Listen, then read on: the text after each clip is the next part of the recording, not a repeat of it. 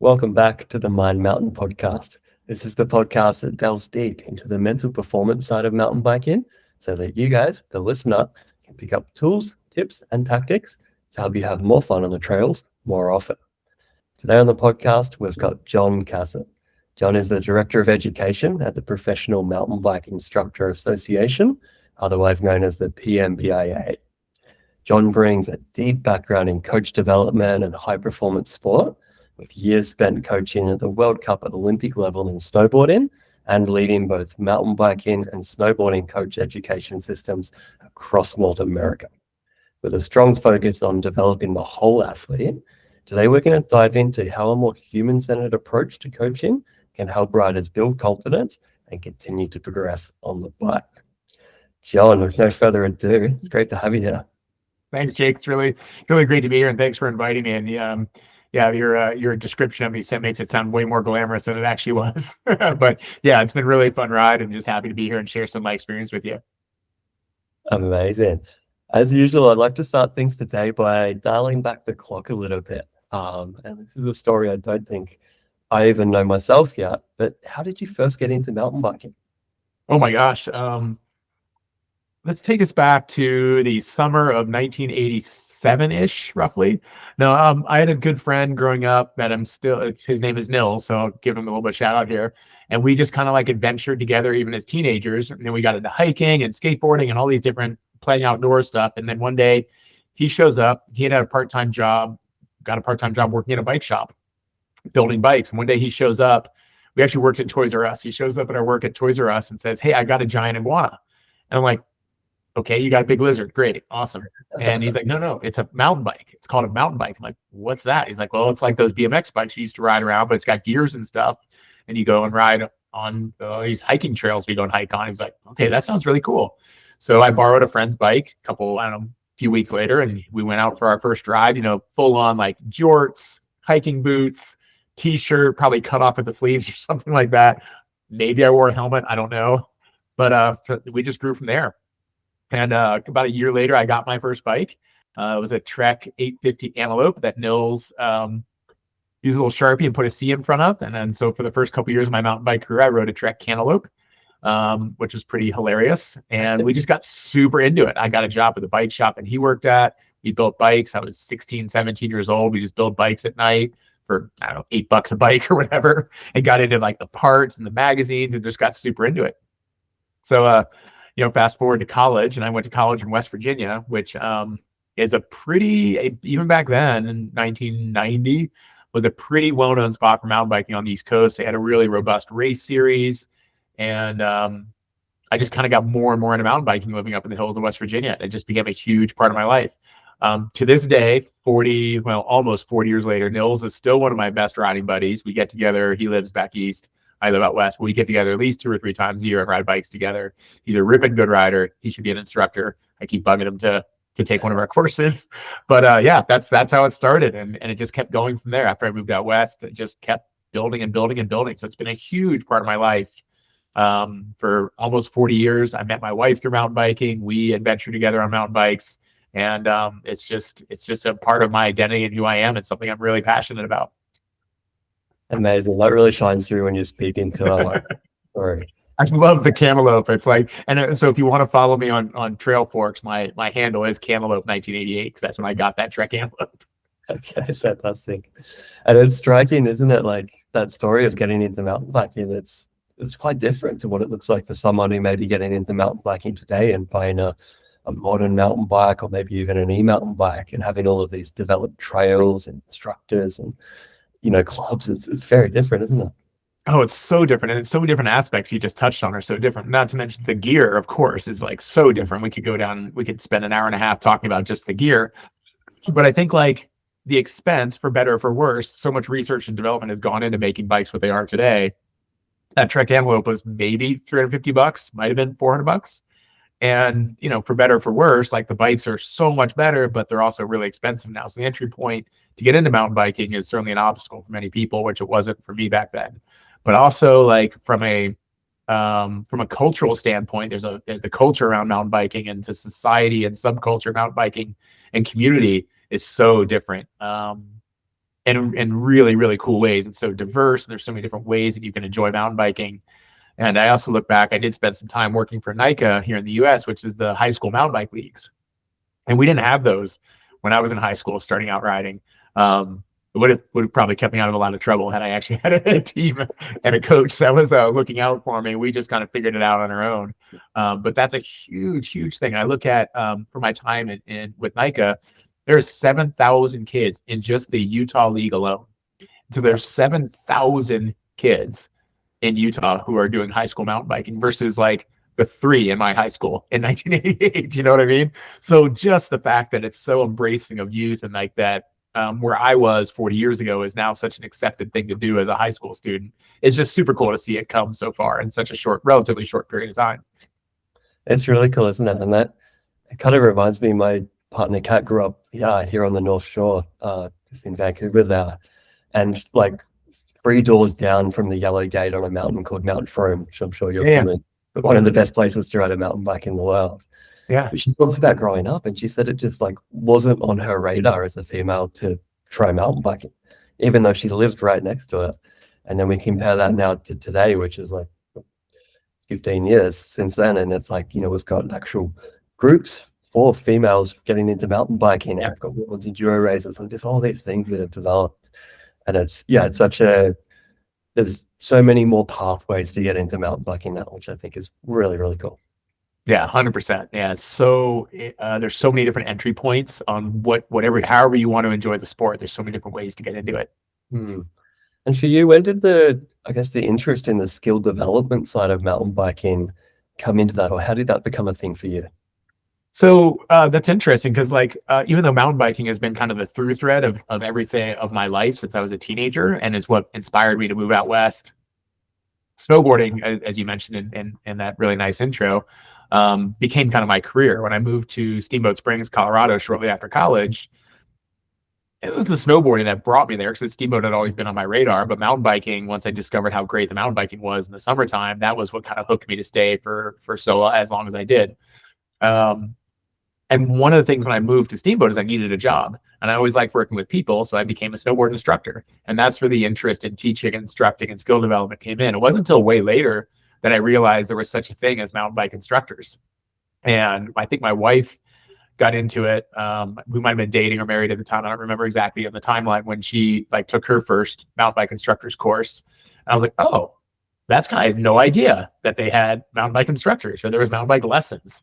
Like many people, it just doesn't seem like it's something, to quote the cliche, it's like riding a bike. Never was thought that there'd be instruction to it.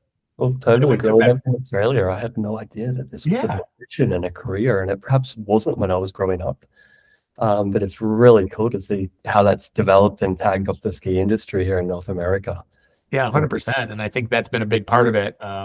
Is the paradigm in the ski world of taking a lesson has definitely been a model that mountain biking has followed. There's definitely some differences for sure, but a lot of the mountain bike instructor systems have been built by ski and snowboard instructors or been influenced by ski and snowboard instructors. So it was just a natural fit for me. And I took my first certification course and got super into that, the concept of teaching mountain biking and then teaching as a whole.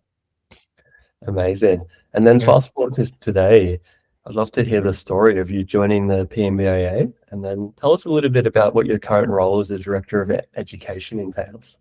All right, so that's a bit of a two-part question. So through snowboarding, I met some of the original founders, well, maybe not original founders, but some of the people who work pretty closely with PMBAA. And we started talking about, I've been more aligned with what's now called BICP here in the US when I first kind of started out, and then with the National High School League, NICA.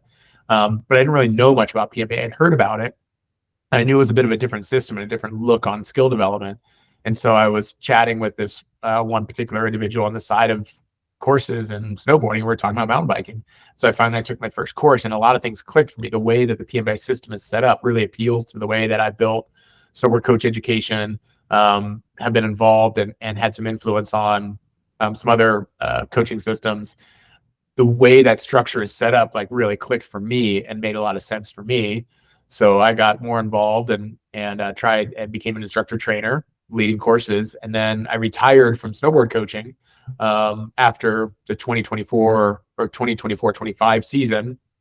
And my original intent was to take some time off and figure out what the next step in life was.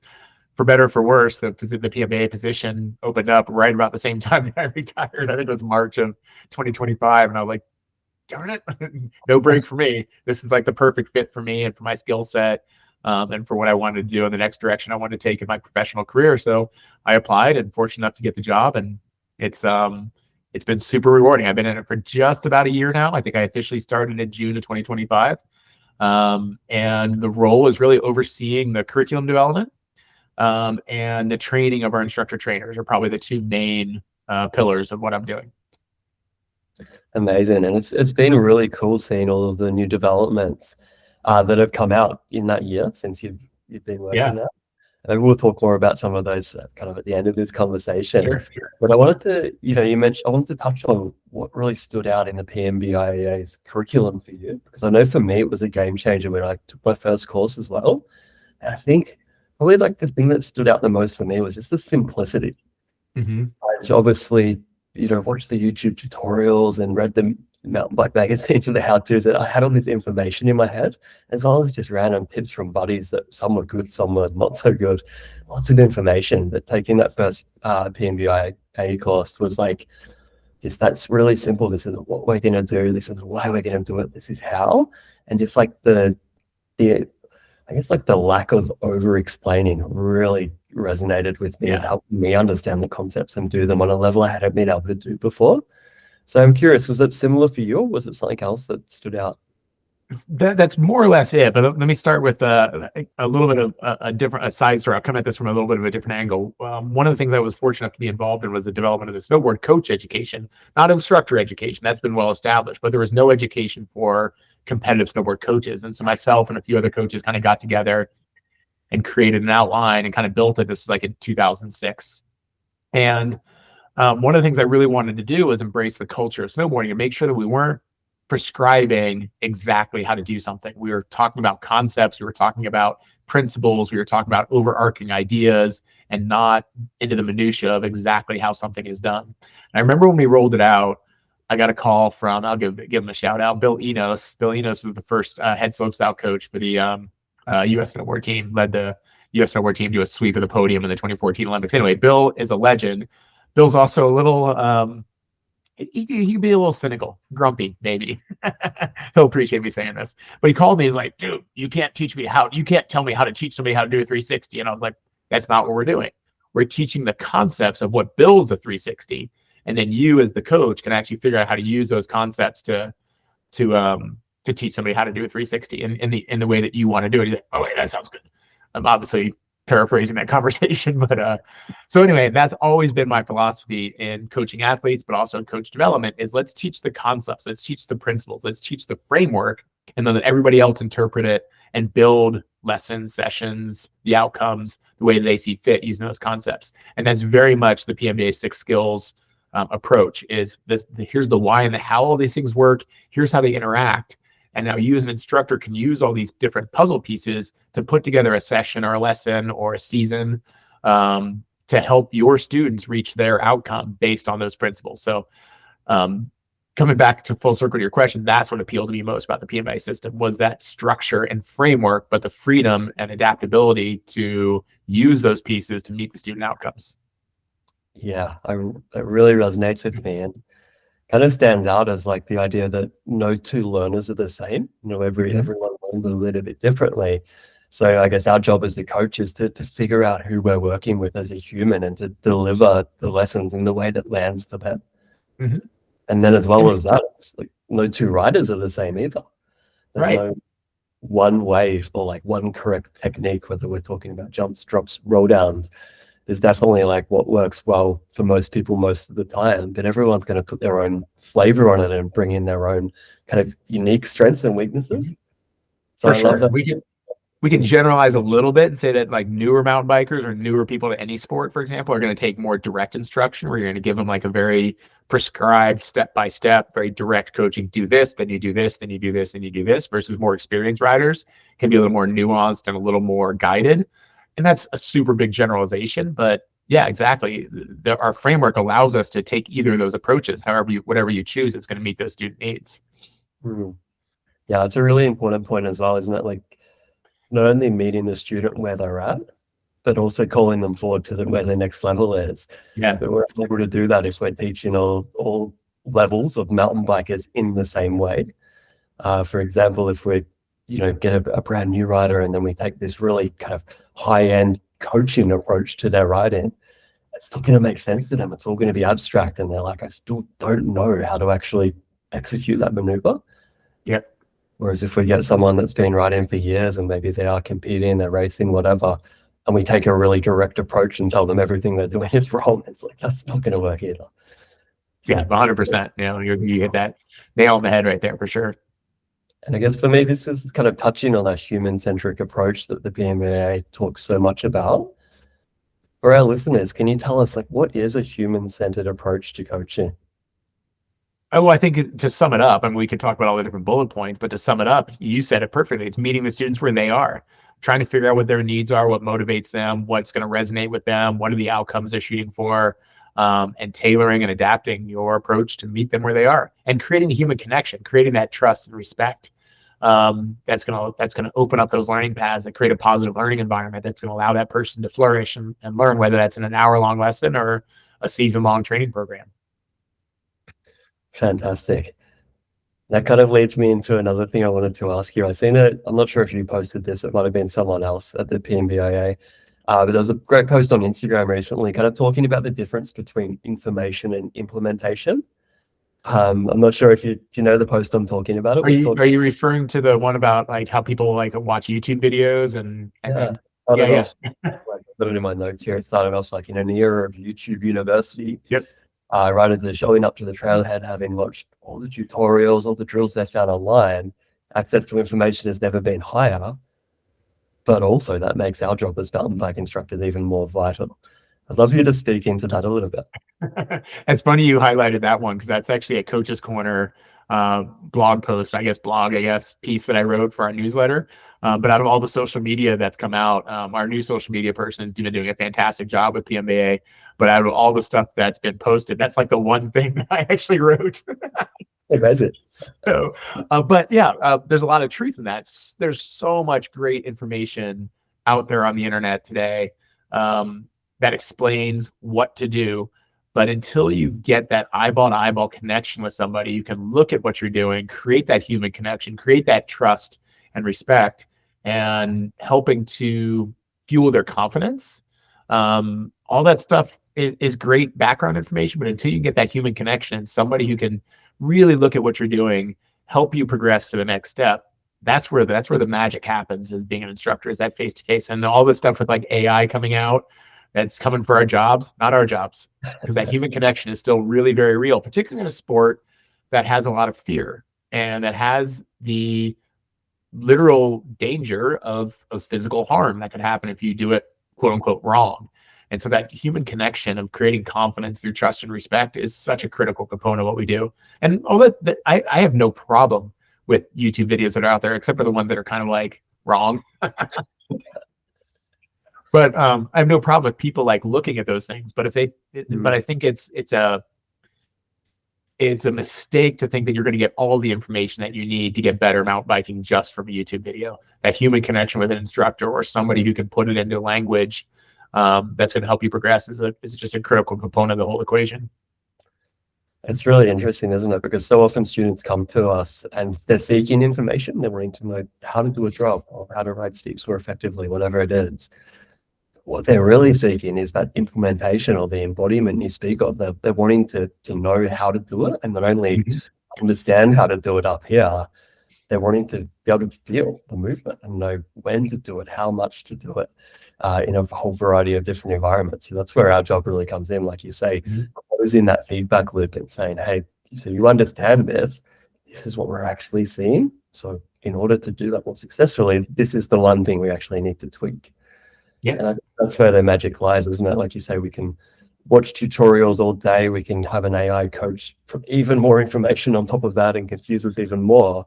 But until someone distills all of that information down into like, this is the one thing to focus on at this exact point in your riding, kind of useless, isn't it? It's just adding confusion to the Totally.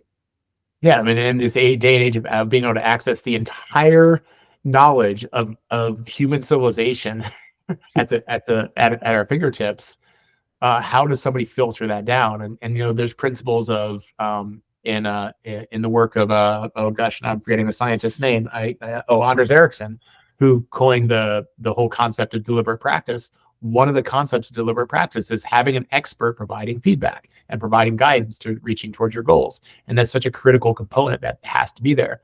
And I like you mentioned, like, our job is to filter like when, how much, what. But a big component of what we do is also where. And terrain choice and being able to pick appropriate terrain for somebody is also really appropriate. They can watch a video on YouTube on roll downs or drops, but being able to identify like a really good roll down or drop that's a good one to practice on and how to progress through those stages is also a skill that we bring as instructors too, is that knowledge of what are the size, speed, and shape of those features that's going to really help somebody progress too. So it's an important aspect. You mentioned something else there around, YouTube tutorials, and there being nothing wrong with them, except for the ones that are quote unquote wrong. It made me laugh because, I share that as well, but it is interesting. I find there's not many tutorials left out there these days, or like new ones being published that I'll watch and be like, that's flat out wrong. Yeah. And thanks to, the work of organizations like the PMBIA, I think we have weeded out a lot of the whole, like, just get back and stay off the front brake and stuff like that is pretty flat out unhelpful. But often what I'll see is things explained in different ways, and I'll be able to then translate that into the language I use to coach. And I may sometimes think I could explain this in a more effective way. But I think the main problem I have with the tutorials these days, especially the ones that are coming from riders that don't necessarily have a professional coaching background, they might be, say, pro racers or just YouTubers, really high-level riders, is they'll oftentimes explain it as like, if you're having this problem with your jump in, this is the one way, this is the one thing to remember to fix this. And it's almost like this is the one right way. Yep. That was what you spoke about as at the start here, is instead of teaching like this is the one way to do a jump or a drop, you teach these are the principles. These are the things that are going to form a strong foundation and set us up for success in drops. And then we go through all of the different variations in the when and how much we use those principles. Do you share? Totally. Well, in a way, what you're describing is that like a YouTube video is static, right? There's no feedback loop in there. So it often has to come across as like, this is the one way to do things. And, one that comes to mind is cornering. I had a really intriguing internet or email conversation with a gentleman. I get these emails fairly regularly about, wanting to discuss some sort of technique or tactic or skill. We were talking about cornering, and so many internet videos show that really sexy looking cornering where the bike is leaned over and the handlebar's almost on the ground as we standing on top of it, and the hips are all rotated, and it looks really cool. But in actuality, we rarely get to that full level of extreme movement on the extreme ends of the spectrum. But yet that's presented as this is the one tip that's going to make your cornering magical. But it's very static. There's no dynamicity. Is that a word? Did I just make up a word? Dynamicity to it. In that, well, in this situation, you can do this. In this situation, you might turn this dial down and turn this dial up. And so that's where I think, to your point, the YouTube tutorials are a great foundational place. But if it becomes too regimented and too much like this is the one way to do things, I think people can get stuck in that one narrow lane and forget that mountain biking is really dynamic and that every turn is a little bit different. Every body movement needs to adapt to that turn in order to achieve that outcome. And those concepts that we have in this PMBAA skill system are the things that actually matter.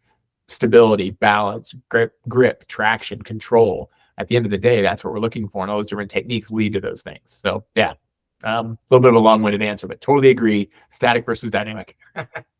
I love that. And I love the long-winded answers. That's what we're here for. It's a long-form conversation. Your listeners enjoy it too. Fingers crossed. At the very least, we'll enjoy this conversation. Cheers. I'm curious, like the differences you see in that kind of taking students from information, so understanding a new skill, a new concept, to implementation. What are the differences you see in the students that say take a shorter term coaching program, whether that's like a 3-day instructor's course versus a longer term? It might be like you're working with an athlete over a full year. What are the differences you see there? Well, I think I alluded to this earlier. Typically, newer riders or newer instructors need just a little more direct approach to it, a little more scripted, versus when you have more experience, whether that's an athlete or as an instructor, you can kind of freelance a little bit. Let's like use a bit of a cooking analogy, right? If you want to make a chocolate chip cookie and you've never made one before in your life, you follow that recipe. This much flour, this many eggs, this many chocolate chips, this much butter, whatever. And you kind of make that recipe. You do that 3, 4, 10, 12 times and see how it comes out. And as you get more experience with that chocolate chip cookie recipe, you might think, well, I want it a little more chewy. I'm going to use brown sugar instead of regular sugar. But you understand how those things now interact, and you understand how the sugar interacts with everything else in order to create that more chewiness. So as you gain more experience, you can then be more adaptable and flexible because you know what each of those concepts does and what role each ingredient plays in the baking process.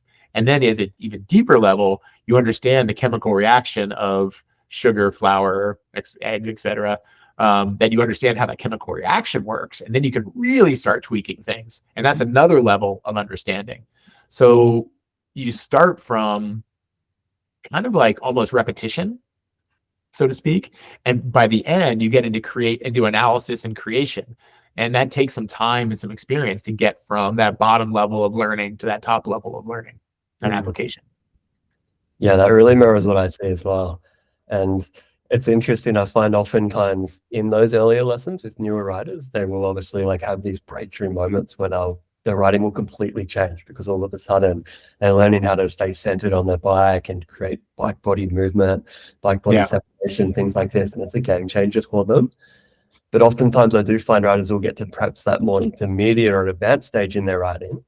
And if they haven't received any more coaching since those first couple of lessons, oftentimes they are stuck, perhaps like fully rotating their hips on every corner in the same exact same recipe for every corner. And there's not that nuance there or that kind of, I want to say advanced level of understanding. And I think what I see with instructors is sorry, I was talking over you. What I see with instructors is oftentimes this gets a little, I don't want to say frustrating, but like people take like their level 1 in whatever, snowboard instructing, ski instructing, mountain bike instructing, doesn't really matter. And they get all these great concepts like, oh, cool, I've never thought about teaching it that way before. This is amazing. I've learned so much. And they go out and they become an instructor of those things. They start teaching and they just teach at that level 1 level. And oftentimes that level 1 level is just a foundation. There's so much more nuance and adaptability and flexibility in teaching and instructing. They're kind of like, oh, no, I don't need to learn anything more. Because they don't know what they don't know. They don't know what we add on at level 2 or what's presented at level 2. And again, whatever sport that is. And they kind of get stuck in teaching like, no, this is the right way to do things. This is what I learned at level 1. Well, as you gain more experience and more knowledge and more education, you understand those nuances and you understand that adaptability and flexibility. You begin to question that straight and narrow path becomes multiple pathways to get to an outcome. So yeah, it's definitely something that I've seen quite a bit with both athletes and instructors. It's interesting, isn't it? I was definitely guilty of this early on in my career. Like I said, taking that first PMBAA level 1 course was kind of like this breakthrough moment for me. And I kind of held it up there as like this Bible, just like, this is how you teach mountain biking. And it was only in, continuing my progression as a coach and as a rider that I realized that actually there's no one way to teach mountain biking, and it is very situational depending on where the person is at, where are they coming into this lesson and where they go. And it kind of, like, not to hate on pro riders who are also coaches, I think there's some fantastic pro rider coaches out there. But then there's some others we see who do perhaps take that level 1 and think, okay, yeah, like I know mountain biking, like I'm certified now, I'm good to go. But it does sometimes leave a gap. They've got this, really, really advanced skill set. It's probably well beyond both of our skill sets. But then the teaching skill set can perhaps be lacking on the other side because it's only going to like that beginner intermediate level, and then the riders they wanted to teach maybe closer to their level as a professional athlete. So I think really important to have all of the chapters in the book and to never stop learning. Yeah, and to your point about pro riders is a great example. Like all the experience in the world and all the ability in the world to ride a bike or a snowboard or whatever, but the ability to distill down that information and provide it to people at different levels is a totally different skill. And I've seen lots of professional athletes go into coaching when their professional athletic careers are done, and what I've seen is that there's very little correlation between athletic experience and success as a coach. No correlation one way or another. It just depends on that person's personality and their ability to create a connection with somebody, ability to take information and parse it into the language, terminology, and pacing that's needed for the level of athlete or student that they're working with. So yeah, it's definitely a skill to be an instructor. It is, and I think it's one we never stop honing, isn't it? And that's what makes it fun, like mountain biking. There's For sure. Like how good you can get at coaching. So there's no ceiling on how good you can get it right in and how much fun you can have. Yeah, for sure. 100%. Like I've always said for years that the day I think I've learned, I know everything there is about coaching and instructing is the day I should quit. And that's not why I retired. Well, it's interesting. Not because I already knew everything. I'm like, I'm done. I know it all.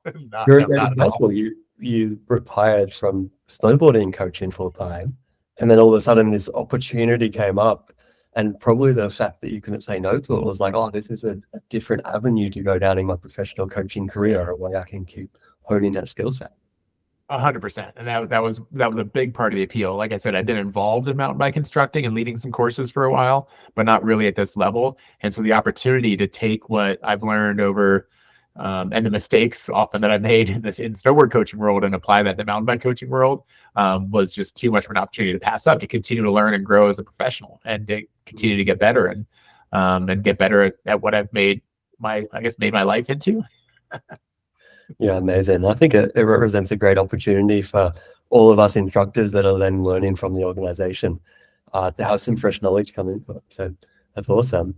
You touched on earlier the fact that mountain biking is obviously inherently perhaps a high consequence or a high risk sport, especially as we progress through into that kind of strong intermediate or advanced level in our riding. Oftentimes we are riding steeper terrain that is faster with bigger features.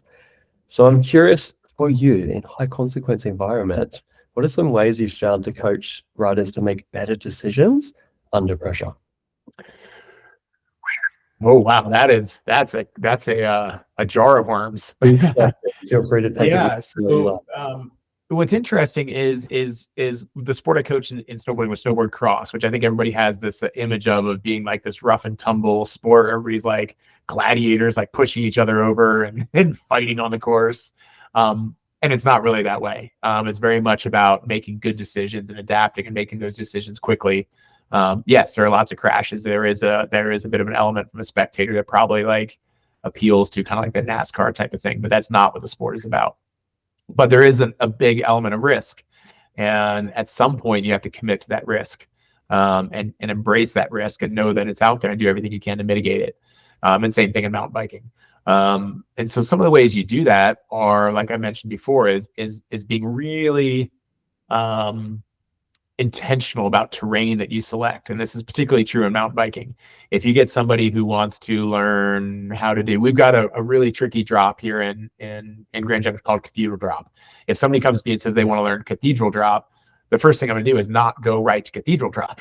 We're going to work on I'm going to get an assessment of their abilities, see where they're at, see where the gaps are. My knowledge of the skills it takes to successfully execute Cathedral Drop, I'm going to assess where they are and find out where the gaps are in those skills and address those skills on much easier terrain and much easier, lower consequence areas before we advance to that last feature. And that advancing to that Cathedral Drop, we can keep using that as a hypothetical example, might take a day, but it might take 2 months. It depends on where those gaps are. So you want to make sure that the people have mastery, maybe not full mastery, autonomous mastery of every skill element that's in there, but where they're comfortable, confident, and consistent in how they apply those fundamental skills and working your way up to those more advanced features. And I think you can hold people's interest by relating what we're doing to their end goal. Like, this is all leading up to it, making sure they have a clear picture of how this particular thing we're working on today is going to lead them towards that goal of cathedral drop or clearing a line or whatever. So yeah, it's that progression, but not keeping it so low that they lose interest, keeping it challenging and engaging without getting too far on the risk side of things. So it's a tricky balance, and it takes knowledge of your terrain area, it takes knowledge of all the different skills, and it takes patience, and it takes ability to connect with your student to make sure that they understand that what you're doing is working them towards their bigger goals.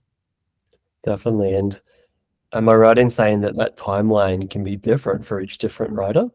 Yep.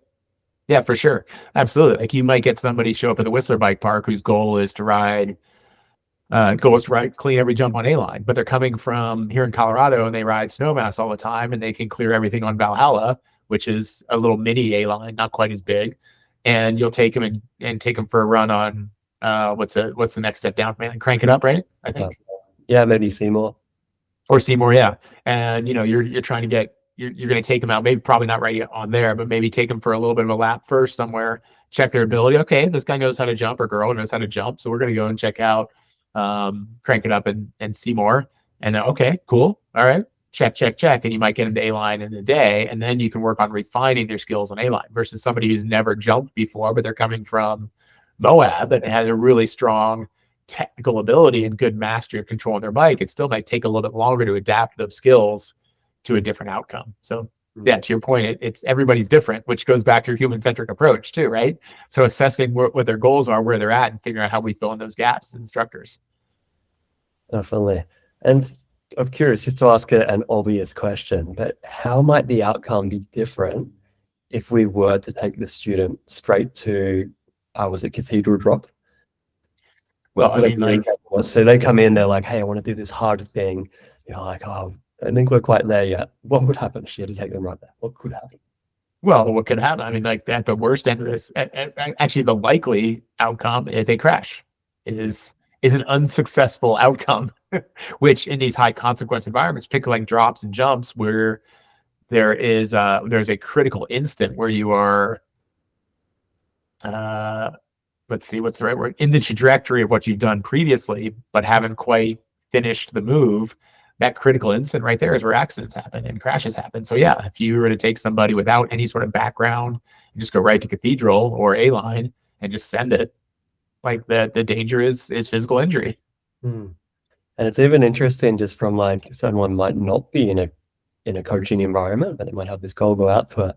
Sometimes we can go out to it too early and just, like, get really scared or have like a really uncomfortable moment on the trail that can then drag out that process of then going back and rebuilding from that place, rather than just, like you say, taking a skills lesson from the start, building things up in that right kind of incremental progression manner, can actually shorten the timeline in getting there and making sure we are confident when we're there, setting ourselves up for success versus setting ourselves up to be terrified of the thing. Totally. And I'd say a likely scenario is injuring somebody, but even in the best case scenario, if they're able to perform that maneuver, perform that outcome, it's probably going to be pretty scary. And you can use those tools, those skills, to build progression to it. So when they do take that leap of faith, they're much more confident, which is then going to help to lay a foundation for the next one. One of the analogies I use, you'll get to know, I like a lot of analogies and comparisons. There's the movie Indiana Jones, and I think it's The Last Crusade, the one where he's going and finding the Holy Grail. At the very end, he's got to cross that bridge, and spoiler alert, the bridge is actually painted to camouflage to look like the ground underneath. So the bridge is actually there, but you can't see it. It looks invisible, and it's called The Leap of Faith. And this great scene where Harrison Ford, playing Indiana Jones, like, literally he looks at his little book, his instructions, says, I can't cross that, I'm going to die. And how many times do we have students who say that, like, I can't do that drop, I'm going to die? Well, you're not actually literally going to die. But he has to take all of his faith, and the scene is awesome. He just kind of sticks his foot out and slowly, and then it drops on solid ground. And our job as instructors is to get people confident so they can, and right to the point where all they got to do is make that small leap. But at some point, they've got to make that that jump themselves. They've got to drop cathedral. They've got to try and go into a jump and A-line with the speed that it needs to happen. But our job as instructors is to do everything we possibly can so when they get to that critical instance, they are prepared and believe in themselves and are confident and have all the skills that we know they're capable of doing it. Then they know they're capable of doing it. So yeah, trying to get them ready for that leap of faith. I love that. And I mentioned there, like, not going to a, say, hard feature too early, Right. in case, we do have a unsuccessful experience on there that then extends the timeline. That's like, while that's true, I will also oftentimes take people to features that are like, say, 2 or 3 steps ahead of where they currently are, but that's their end goal. And we will look at them, but we'll do that in a very intentional way. And we'll kind of frame that in a way of like, hey, we're going to go out and have a look at this feature. We're going to talk about how we might approach it. We're going to practice calming our nervous system over that. We're going to do all these things so that later on in the season, when we're back there, it's going to be less scary. I'm curious if you do that with riders, and if so, how do you frame it when you take a rider out to like their end goal feature or the end goal trail before they're actually ready to be riding it yet? I absolutely do that. And I wouldn't say absolutely, but I think it varies depending on, the physical feature. So for example, just the hypothetical feature I used before, cathedral drop, is pretty hard to get to in the first place. So if that's somebody's goal, I'm probably not going to go over there right off the bat and go and examine it, because there's a bunch of skills you need to do to get there in the first place. But that's just one specific instance. But that's consideration in that type. But yeah, for sure, like we'll go look at that feature. We do this a lot, probably more in snowboarding, because mountain biking, where I live, we don't have access to lifts, so it makes it getting to places, getting to things, getting particular features maybe a little more difficult.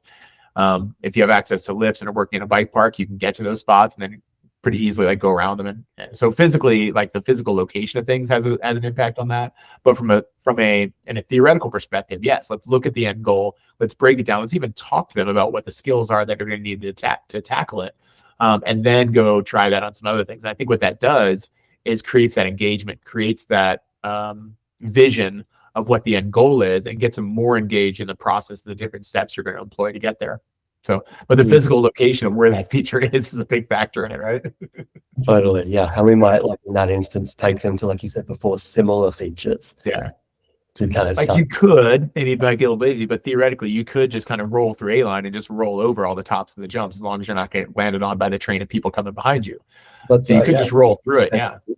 Do that with students sometimes, just to get an idea of like, this is where we're heading. This is the terrain we're dealing with. It's almost like showing someone a map of a trek you're about to do the next day.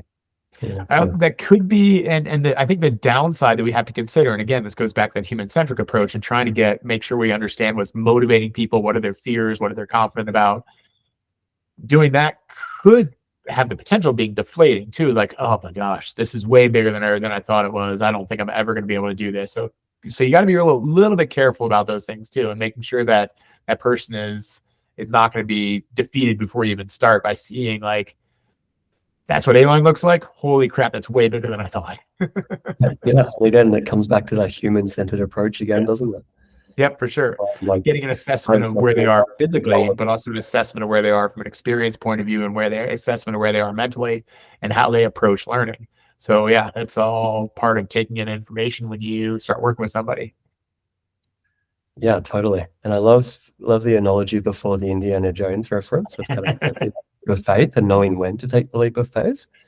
I'm curious for yourself on a personal riding level, how do you differentiate between a legitimate fear that's actually keeping you safe and keeping you from doing something that you're not quite ready for yet, and then perhaps a limiting fear that could otherwise be labeled, a sense of nervousness or even perhaps excitement that could be on the verge?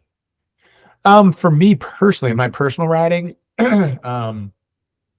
I'm very visual. I take in a lot of information visually, and we can dive into learning styles and stuff like that. But that for me, I'll look at some stuff. I'll kind of like make some calculations in my head. I have enough experience with different features and my own level of riding and my own risk threshold.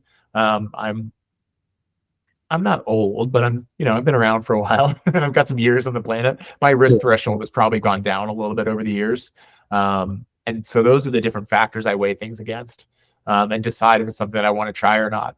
I couldn't tell you what to be honest, I don't, I do take in all that information, but at some degree, it's a bit of a gut feeling. I remember being, we were in St. George last year, and there's a feature that I just looked at it and I know it's doable, but I was like, nope, not going to do that one. And there's other ones that have been like, okay, that seems all right. And I don't know if there's any real pattern to it. I've never really stopped to analyze that, but I do know visually I'll look at something, kind of picture what the movement will look like, analyze that against my risk threshold, and then make a decision.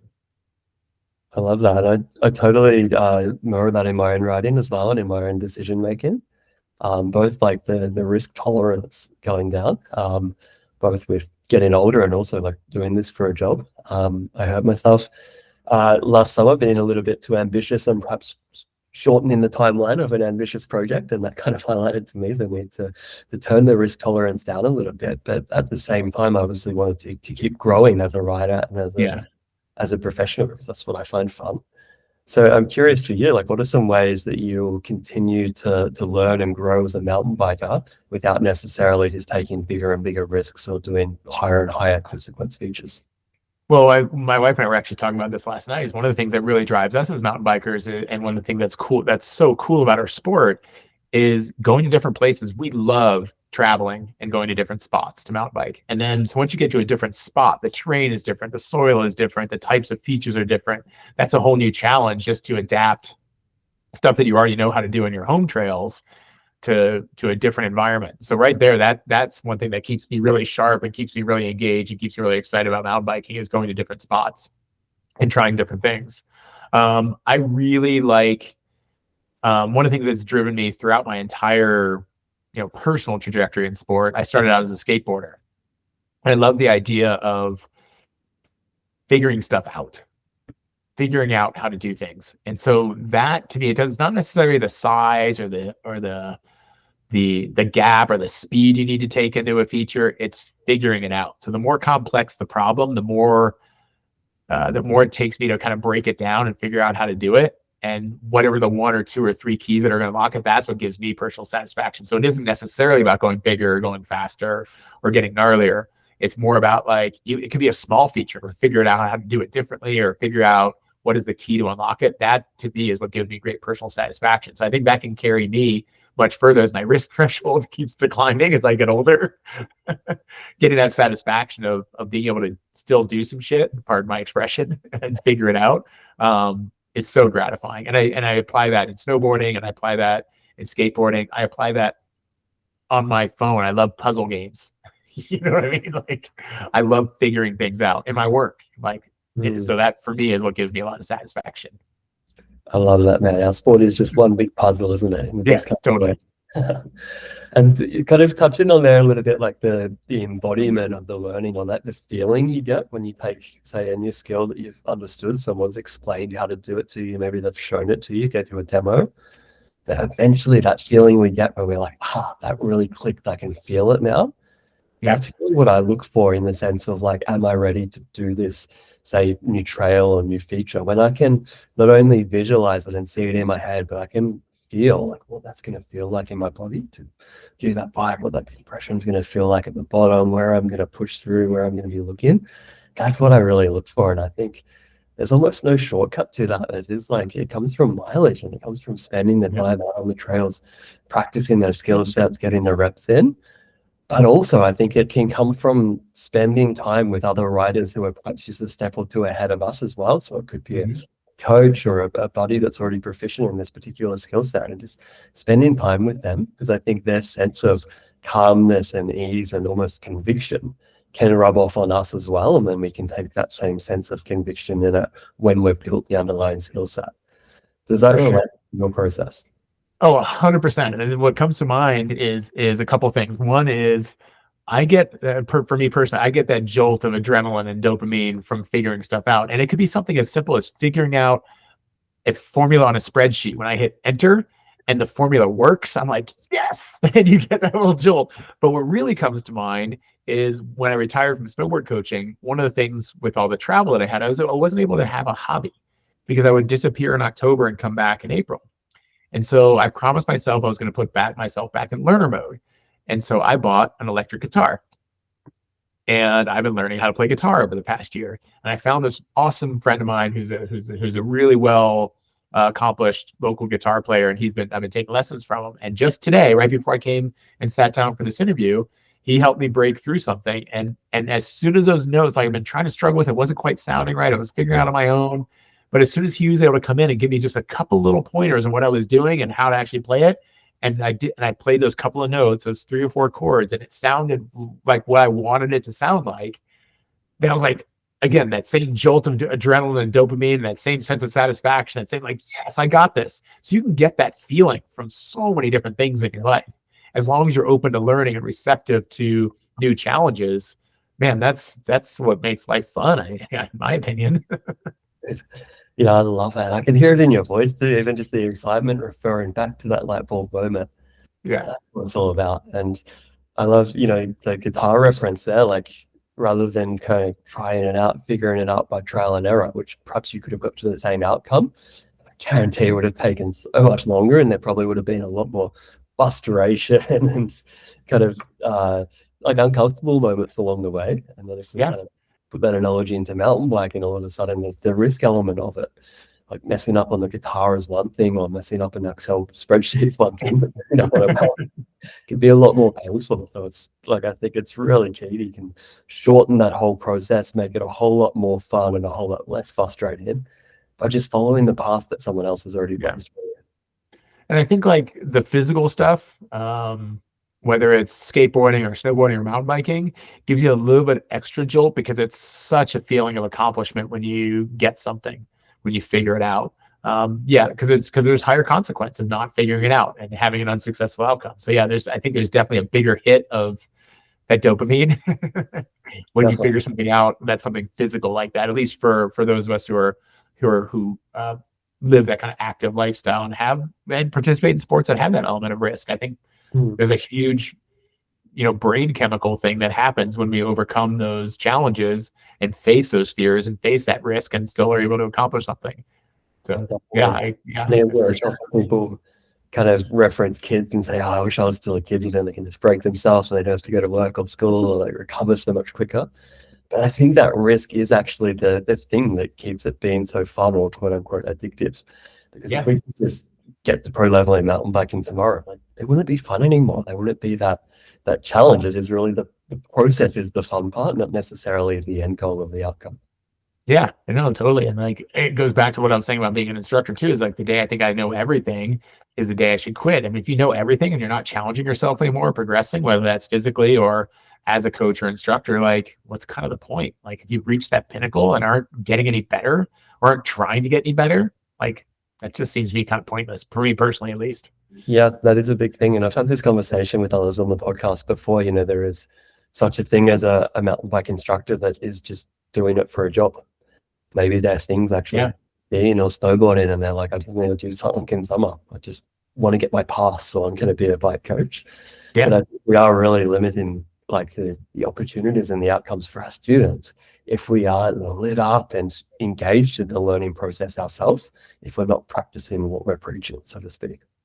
I completely agree. And you can see that, in professional athletes too. Like there's ones that are really, really driven to be the best in the world, like the LeBron Jameses, the Wayne Gretzky's, the Michael Jordans. They are driven. They cannot stop. Michaela Schifrin. They cannot stop trying to be the best they can possibly be, and therefore the best in the world. Not every athlete or coach has to be like quite that driven, but there is a drive to improve that needs to be there. And that there's professional athletes out there that just collect a paycheck and then don't really care about maybe getting that much better. They're I don't know, middle of the road journeyman basketball player, but they're making millions of dollars a year. And like, okay, cool, I'm happy with this. That doesn't fly for me personally. That's not how I'm wired. But there's people out there that approach things that way. Yeah, I feel like there's more happiness to be found in following wherever that spark is. Yeah. Like you say, the day that mountain bike coaching for us dries up and we feel like there's nowhere else to go, it's probably the time for us to do something else. Yeah, to hang it up. Yeah, exactly. Just, what is lighting me up at the moment? Man, this has been a great conversation. I want to respect your time, but there is one last thing I wanted to touch on because I feel like it will be useful for our listeners. Okay. what are the different learning styles? We've talked a lot about human-centric approaches and meeting the students where they're at. What are some of the different learning styles you see as a mountain bike instructor and as a coach trainer? Well, I mean, you have the classic like visual, auditory, kinesthetic, yada yada yada. But the science shows that nobody's a visual learner, nobody's a kinesthetic learner, nobody's an auditory learner. Everybody takes in information through those three different channels, and yeah, one might resonate and impact somebody more than another. Like I mentioned before, that I'm kind of visual. Like I need to look at something, and once I look at it, I kind of apply my knowledge of those skills and break it down and then give it a try. So it might be a little bit more towards the visual side of things, but I think we get caught in a trap of I'm a visual learner, or I'm an auditory learner. That's just not how the brain operates. The brain operates by taking in information from as many sources as possible, and being able to filter that information into stuff that's really going to have an impact. So I think our job as instructors is to make sure that we kind of hit all those different things, that we show people a good example, we explain what it's about in a nice, simple, concise way, we have them do it and offer some feedback. So I think those principles I talked about before, I didn't touch on all of them, that Anders Ericsson coined of deliberate practice, those are the things more than learning styles that are going to have an impact on progression. And those things include having a clear mental model of what you're trying to accomplish. So having set established goals, being able to push your comfort zones a little bit, like we talked about earlier, finding that challenge zone where you're not bored and disengaged, but you're not so scared that you disengage also, but finding those pushing your comfort zones, having an expert give you feedback, having structured practice time. Those are all those elements of Anders Ericsson's deliberate practice, and I think are more impactful than necessarily focusing on learning styles. Because I think all those things that are talked about in that deliberate practice hit all those learning styles, right? So that to me is more important than necessarily the quote unquote learning styles that are out there. I love that. And that really speaks to bringing down some perhaps abstract concepts that we talk about and go, oh yeah, that makes sense. I'm a thinker, or I'm a doer, or I'm a watcher. But actually, like as coaches, how do we actually deliver this and get someone doing deliberate practice in a way that's going to land? Well, and you know, not to plug PMBA, but that's another thing that kind of like attracted me to the PMBA system, is that we provide that structure. It's very similar to, again, the principles of deliberate practice through some of our concepts, the lesson format, the training wheel, the idea progression, along with the 6 skills model, that those are the tools and how you build an effective lesson, session, season, month-long training program, whatever you want to do with your students, with your athletes, that hit all those different quote unquote learning styles. So we have that format that makes sure that we have the biggest impact on learning. Interesting, man. I just can't stop asking questions as we talk. So thinking about that training wheel. So we've got the introduction phase where we introduce a new skill. We've got the development phase where we develop it. Then we go into experimenting with that skill. So different timings, different amounts. And then we've got the application. So really getting mileage, applying that new skill set to a broad variety of terrain. Which one of those do you think is the one kind of area that coaches or instructors spend the least amount of time on that they could spend more time on? That is a good question. I think probably that explore phase, because that's where you really consolidate learning, by exploring that concept in a whole bunch of different environments, different types of terrain, different speeds, different shapes, applying that skill to different types of features or different types of trails. I think oftentimes as instructors, we jump ahead to the next thing far too quickly without letting what the thing we're working on consolidate more. I think it's really easy to make those big leaps and be like, okay, cool. Like, let's put it in snowboard terms. I'll circle back. You just landed your first 360. Let's work on 540s. You know what I mean? Like, let's give some time. Let's do 360s on bigger jumps. Let's do them on smaller jumps. Let's do them going faster. Let's do them going slower. Let's do some drops. Like before we get to cathedral, let's do some other drops that are maybe about the same size, but maybe have a little bit more of a mellower approach. Like all letting that information consolidate before we jump right to that outcome. And that's okay. I think we get stuck in this trap oftentimes as instructors, because we get paid for what we do, of making sure that the student goals are like met as quickly as possible. And I don't think that's necessarily the right approach. I think we need to engage with our students to the point that they understand that it's a process, and that the end goal may not be this immediate gratification, and it might take some time to get there. We're going to spend some time exploring it. And to your point earlier, you're going to have much more success in the end. You're going to feel much better about that success, and it's going to lay that foundation for moving on to the next step. So definitely. That really mirrors one of my favorite sayings, which is do less well. yeah, And that's I totally agree. I remember both as a writer and as a coach is like one thing at a time, and there's no need to layer on more and more information or cover more and more skill sets in one session. Rather, like we can spend multiple sessions, even multiple months working on one really specific skill set and really diving deep into that explore phase, as you said.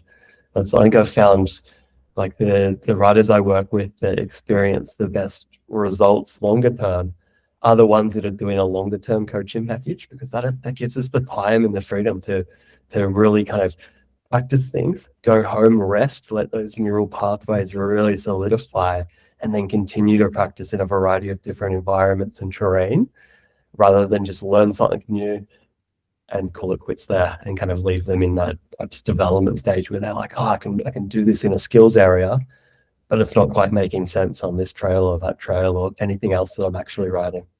Yeah, totally. And I think like again, as instructors, we get caught in that trap of wanting to deliver the final outcome far too quickly, and then also like adding more information. Like to your point, one of my friends told me years ago, like sometimes the best coaching is not coaching.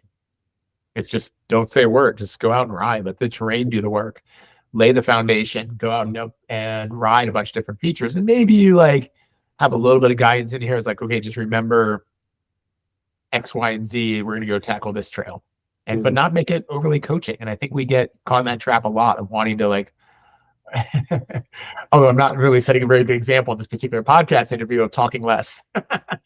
No, but it is a thing, right? And this is the time to talk more between a podcast. That's not about our intention, right?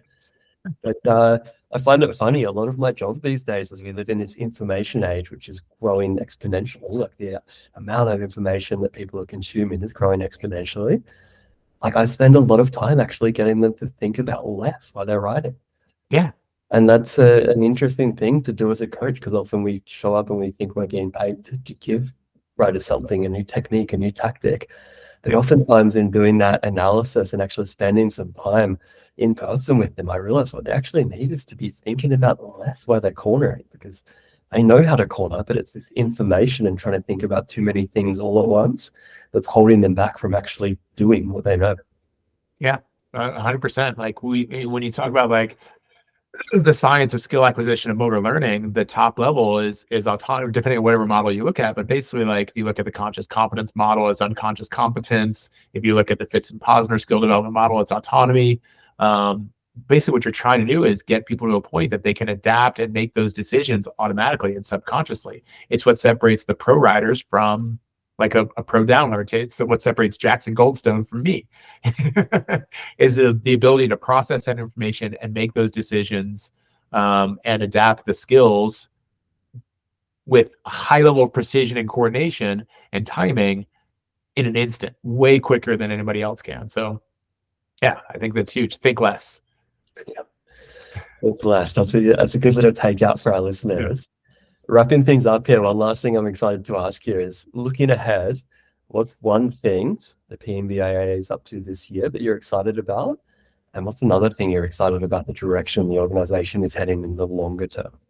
Well, that's a really good question, because there's so much stuff that we've got going on, but a lot of it is, let's call it kind of under the hood, that are not really readily apparent to the naked eye, so to speak. What I'm trying to do is as I alluded to earlier, is one of the things that really attracts me to PMBAA is that whole idea of giving people the structure and the framework. What we're doing is teaching people what are the physical properties of baking that chocolate chip cookie, what are the different ingredients that go into it, and then letting people either make that chocolate chip cookie from that recipe or expand their learning to figure out how to make it differently. So what I want to do is make sure that we're doing that, is that all of our learning objectives in our courses are designed to maximize the impact of that learning and maximize a deep understanding of what we're trying to do. And so, for example, the level 1 course is such a fantastic foundation. What I'm trying to do is take that level 1 course and boil it down into a accessible and objective set of competencies and learning objectives for the instructor trainer to lead that course in. What that does is it gives them the flexibility to adapt the course to the needs of the people that are in that course, into the terrain, into the venue. So instead of being a scripted level 1 course, we're teaching the learning objectives, not to the objective skills that you're going to see. We want to make sure that we can assess that people actually learned the concepts that we want to impart. So it's a subtle difference, but it gives our instructor trainers much more leeway in leading a level 1 course to maximize learning. And the effect on our instructors is it's going to make sure the people taking our courses, it's going to make sure that they're going to leave with the tools to be as an effective instructor as possible, ultimately at the end of the day, to help their students progress, give them a really positive experience, and stay with the sport that we all love. Because at the end of the day, that's really what this is about, right? Is making sure that the people who are taking a lesson from a qualified instructor are going to have a great experience to continue in the sport. So by taking that approach, that learning objectives and competency approach, hopefully that trickles down to giving our students, the ones that are taking lessons and driving the mountain bike industry and allowing us to have jobs, but also, enjoy the sport that is so amazing, and giving them a better experience. So again, kind of a little bit of a long-winded rambling answer, but I think that is what I'm most excited about, is making sure that the product we put out there for our members is going to help them teach better lessons. I love that, man. What better outcome could we hope for as instructors and guides? Yeah, exactly. We want people to be stoked, right? Because we want people to have fun, because it's fun to have fun. Fantastic, John. It's fun to have fun. That's what it's all about. I think that's a great place to end this conversation today. Thank you so much for your time. And excited to see you run on the trails this year. Oh, thank you, Jake. I really appreciate it. We'll be up your way later this summer, and looking forward to taking some laps again. Fantastic. Cheers, John.